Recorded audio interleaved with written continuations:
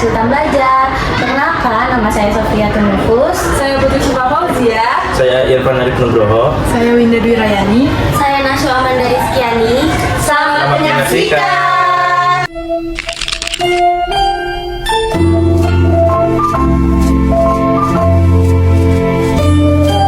Baik, sebelumnya perkenalkan, nama saya Sofia Tunufus dan juga rekan saya Nashwa Amanda Rizkyani. Kami mahasiswi dari UHAMKA ingin mewawancara Ibu tentang kondisi anak yang kesulitan belajar. Nah, sebelumnya nama Ibu siapa dan umurnya berapa, Bu? Nama saya Ibu Panika, umurnya 31 tahun. 31 tahun. Punya anak berapa, Bu? Punya anak 3. Kemarinnya anak pertama. Lalu punya adik ya? Punya adik 2 kembar. Lalu saya ingin bertanya, apakah Ibu sering melihat adanya kendala di dalam rumah saat Umar memahami pelajaran yang diajarkan di rumah atau sekolah? Kalau kendalanya itu dia apa ya? Ketertarikan buat ngerjain tugas itu harus dari sayanya dulu, ya.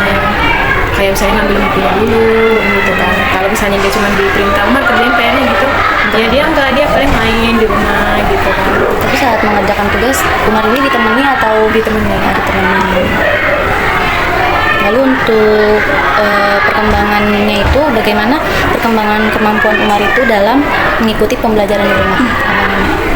Pembelajarannya di sekolah, Perkembangannya di rumah itu perkembangannya di rumah ya luar biasa ya kalau luar biasa capek banget. Capeknya itu dia tuh anaknya itu diem kalau misalnya nonton TV atau main HP. Selebihnya itu dia kayak hiperaktif, misalnya dia itu ngambil buku kertas, jadi itu kalau kayak buku itu saya paling 3 hari udah ganti, 3 hari 4 hari kan yang seminggu habis.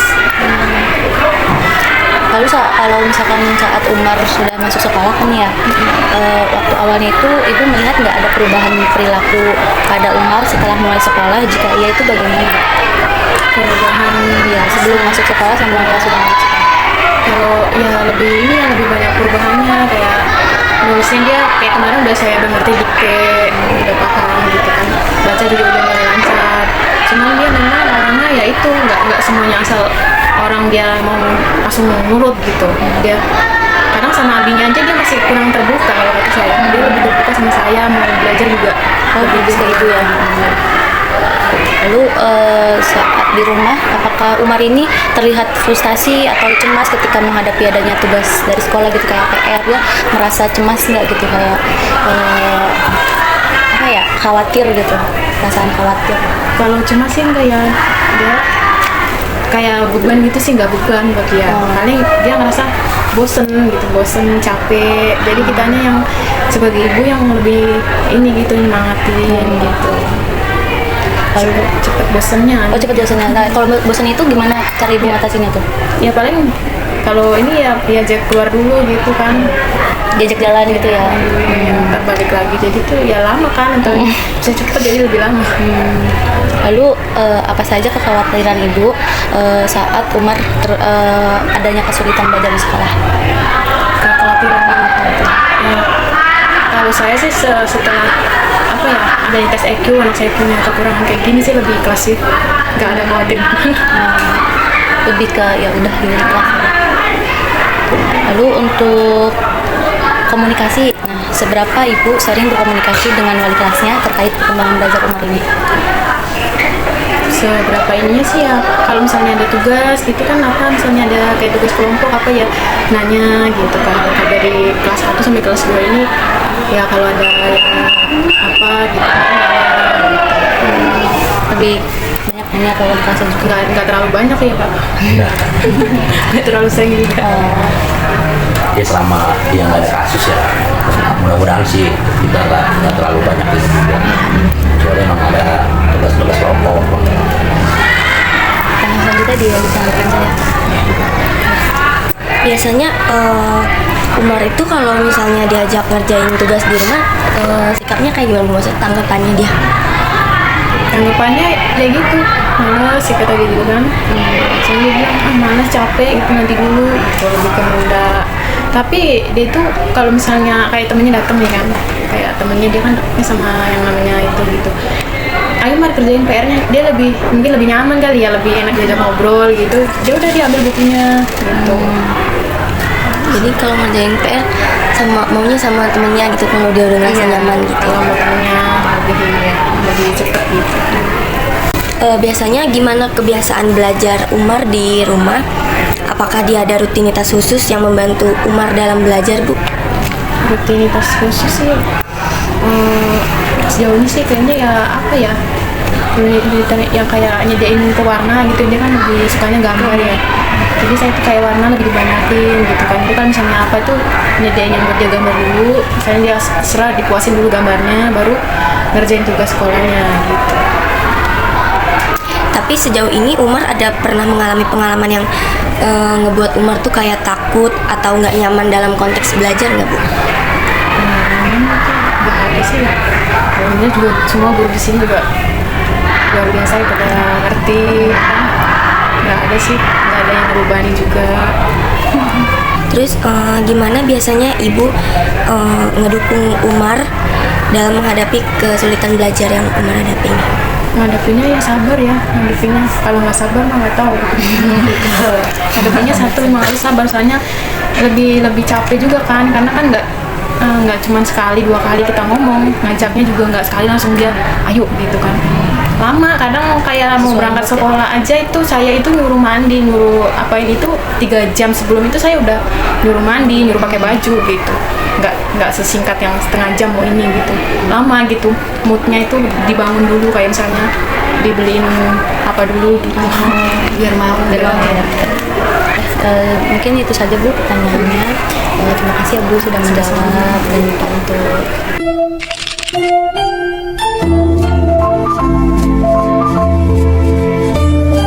Sebelumnya dengan Bapak siapa? Saya dengan Pak Sudrajat, guru kelas 2B. 2B. Iya. Walas dari Iya, atas nama Umar. Umar. Iya. Saya ingin sedikit menanyakan tentang Umar di kelas ya, Pak. Ya. Jadi itu bagaimana interaksi Umar dengan teman-teman sekelasnya? Kalau untuk interaksi secara langsung, Umar ini adalah anak yang dikatakan berkebutuhan khusus ya, yang dibuktikan dengan surat pemeriksaan IQ-nya. Jadi dalam interaksi si Umar ini dia hanya bisa bergaul dengan temannya yang sudah dekat. Jadi tidak dengan anak-anak yang lainnya gitu, tidak pada umumnya gitu. Jadi tidak bisa berbaur dengan semua teman kelasnya ya, Pak? Tidak.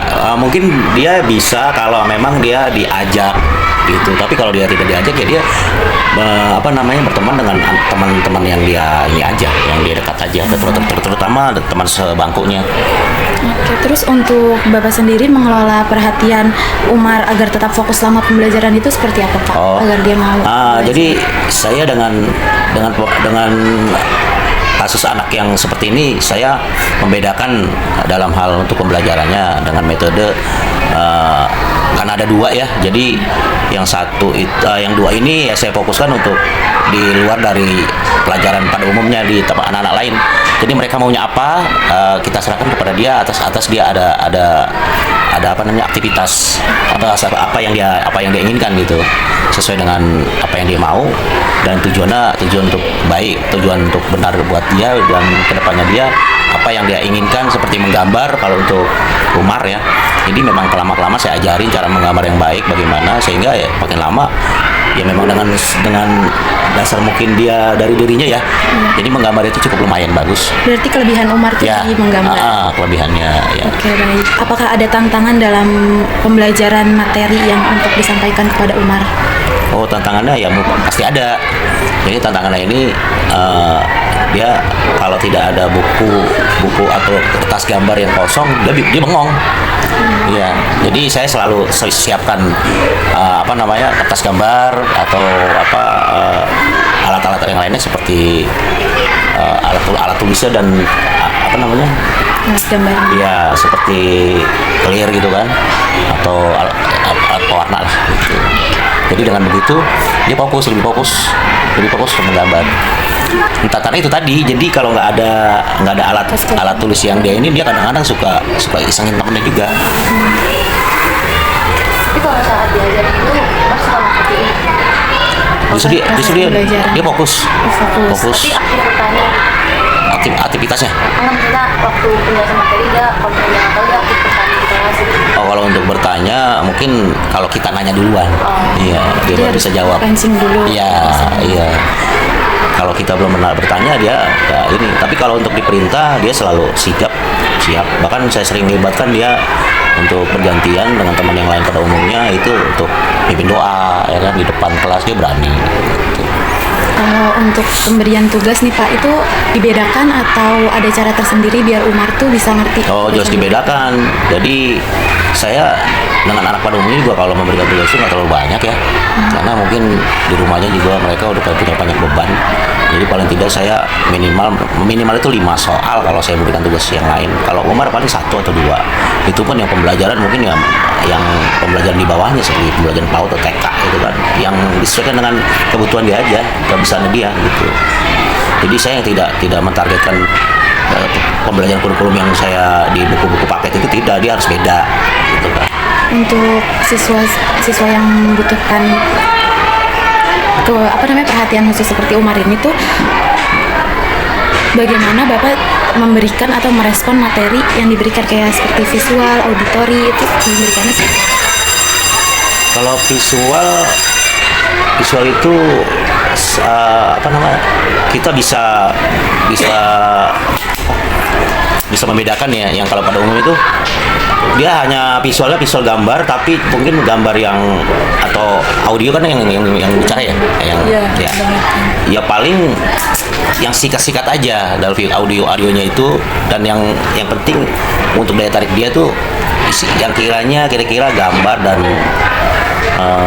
pembicaraan yang kira-kira yang dia bisa pahami gitu. Jadi saya kadang-kadang suka ngedit ya kan, ngedit di dalam Canva atau apa gitu, atau video pembelajaran yang secara duaan untuk anak 2 ini kita singkat kan yang gampang aja yang diterima oleh dia gitu. Nggak harus banyak, tapi nggak buat mengerti buat dia. Jadi sebisa-bisanya saya, karena saya juga guru kelasnya, jadi saya bisa sedikit banyak memahami ya apa yang kira-kira dia bisa terima di terutama ya yang dari sikap dia aja, gerak-geraknya gitu gimana gitu kan.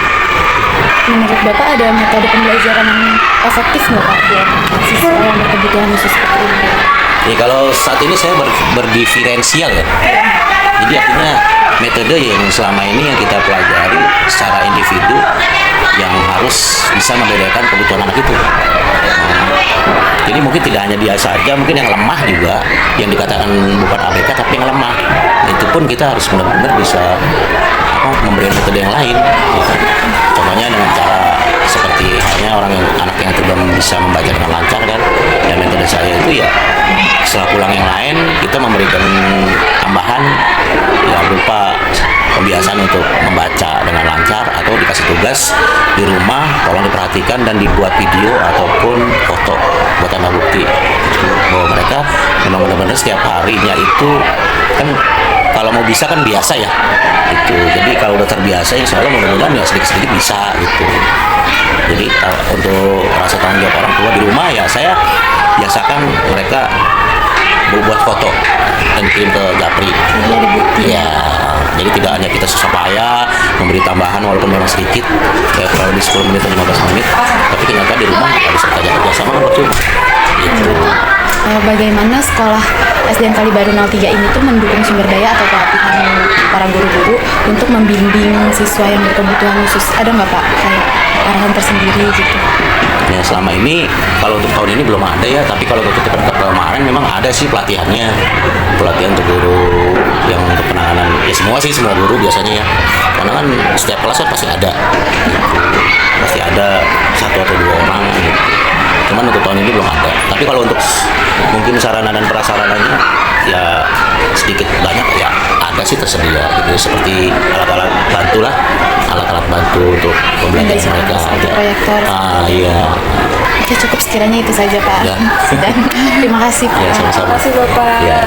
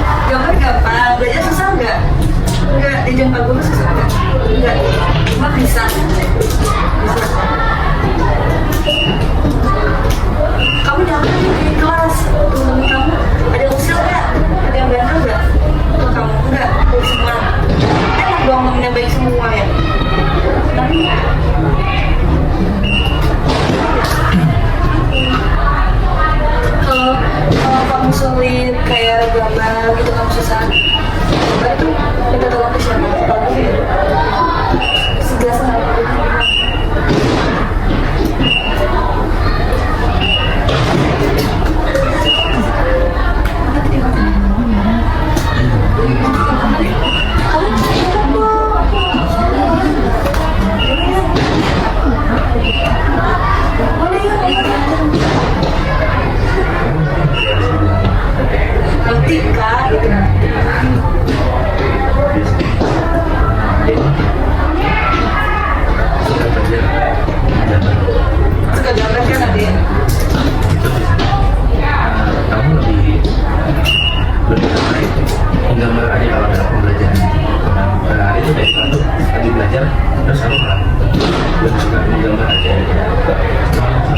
kalau Pak Guru lagi nerangin kamu gambar udah clear tapi dengerin nggak Pak Guru ngejelasin dengerin bisa paham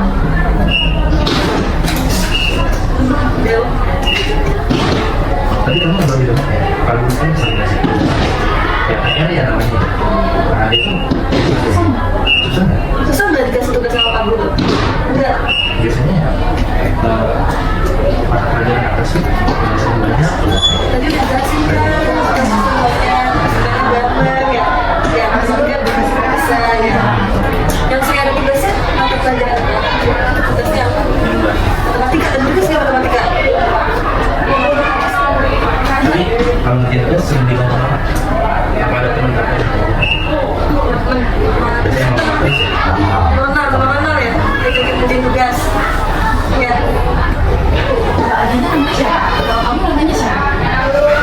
kamu namanya siapa Umar ya ini siapa namanya coba di situ juga adanya kan juga satunya siapa namanya siapa ada maling kan?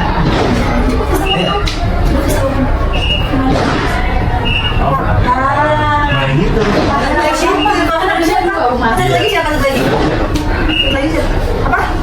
Pas ya? Gitu ya ngomongnya bisik-bisikin aja bisik-bisikin ya Coba buat adik tuh kalau belajar nih, buat kita guru nih, maksudnya apa? Coba bisikin orang. yang sulit apa tuh kalau Pak Guru lagi ngajak tuh Umar bisikin pelajaran apa? yang bukan lebih susah pelajaran apa Umar tuh nggak ngerti pelajaran apa. Coba bisikin ke pelajaran matematika Pak jadi emang harus bisik-bisik kalau ini Umar lebih suka menggambar daripada ngerjain PR. iya Coba bikin lagi gambarnya. iya Kak iya katanya Kalau ngerjain PR selalu dibantunya sama Umi atau sama Abi? siapa dibantunya Umi sama Umi lah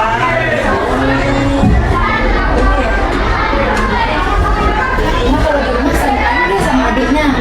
Sama siapa tadi? Farhan main nggak Main apa? biasanya dia main apa biasanya dia diajak main apa main-main kan dengan kamu berat pemain bola main bola ya Adiknya udah bisa nendang belum? main bola ya belum nggak bisa Umar di rumah sering nggak main bola gitu sama temannya gitu sama mana sih main bola nggak enggak main apa sama saya main apa kalau main bola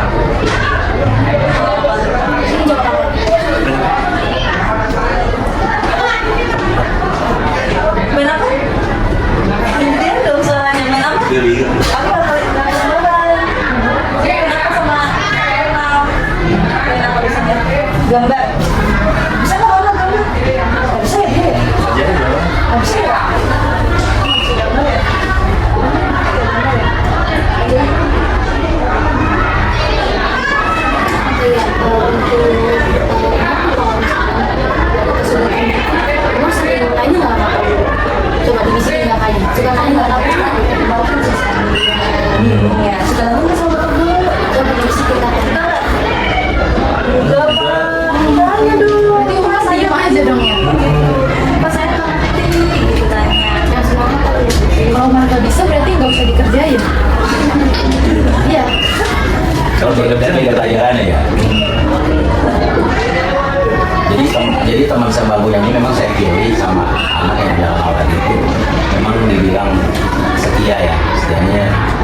sebaya. Jadi kalau kesulitan dia, gitu, kalau ada apa kira-kira ini bantu.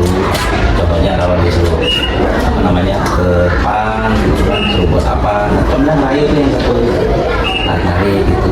Jadi teman sebaya itu lah.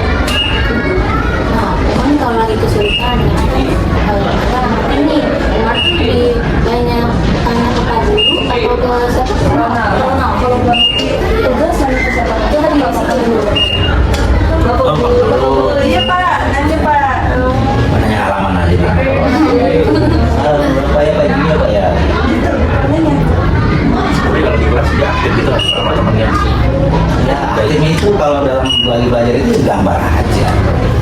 Ini sampai buku tadi kata ibunya kan di rumah sama ya.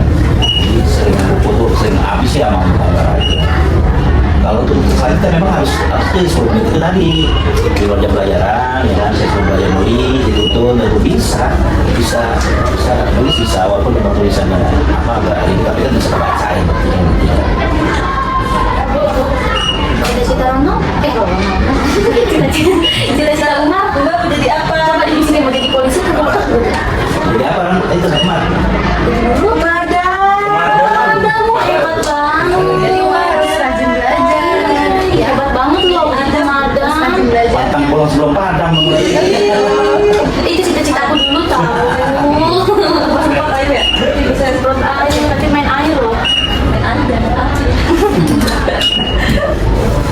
Kalau di kelas Umar belajarnya nyaman nggak? Nyaman. Ada usul kan? Ada yang usul. Kalau usul sebutin namanya.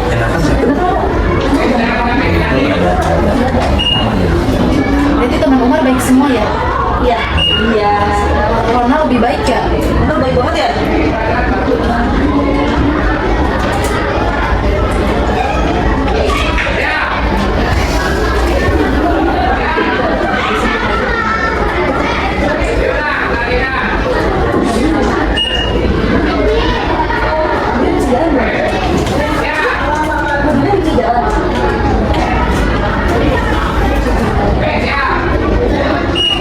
Jadi Umar yang paling susah itu matematika ya.